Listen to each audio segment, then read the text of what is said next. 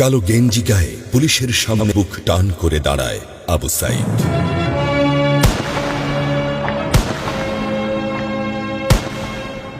Police তাকে রক্ষা করার বদলে গুলি করে। ঠাস ঠুস কয়েকটা গুলির মধ্যে একটা গুলি লাগে তার কোমরে। খানিকটা ভাঁজ হয়ে যায় শরীর। সম্ভবত সে বুঝতে পারে নাই। ঘাড় ঘুরিয়ে কোমর দেখার চেষ্টা করে একবার, তারপর আবার আগের মতো আবার দুই হাত প্রসারিত করে সিনা টান করে দাঁড়ায়। ডান হাতে ছোট্ট একটা লাঠি।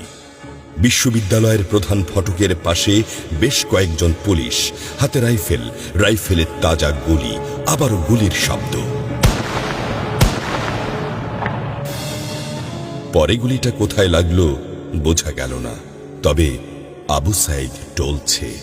পড়বে পড়বে ভাব, কিন্তু সে সোজা হয়ে দাঁড়ানোর চেষ্টা করছে।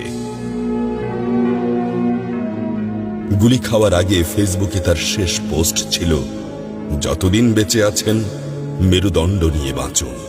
সেজন্যই হয়তো গুলি খাওয়ার পরও সোজা হয়ে দাঁড়াতে চাইছিল, কিন্তু পারছিল না। আবু সাইদের মেরুদণ্ড সোজা থাকলেও শরীরটা মাটির দিকে ক্রমশ ঝুলে পড়ছিল।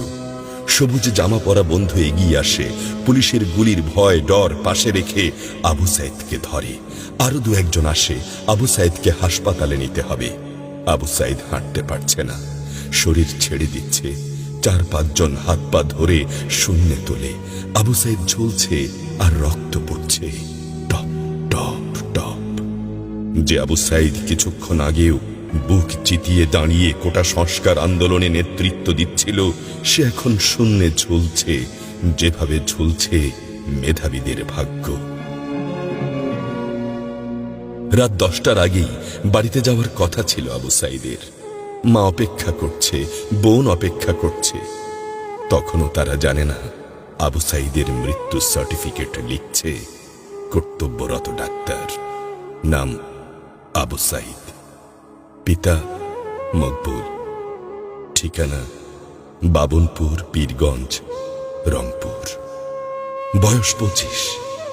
মৃত্যু কারণ আগমনের সময় মৃত্যু। তারিখ 16/7/24, রাত 8টা 5 minute. Serial number 240434, Rangpur medical college হাসপাতাল। পরিবারের একমাত্র শিক্ষিত ছেলেটা খুন হয়ে গেছে। মা যখন জানল দুনিয়া কি আর ঠিক আছে তার কাছে, বিলাপ করে বলে, আমার ছেলেরে চাকরি না দিবি না দে, গুলি করলো কেন? বোন সুমি আর্তনাদ করে বলে, 3টা গুলি কেন আমারে করলো না?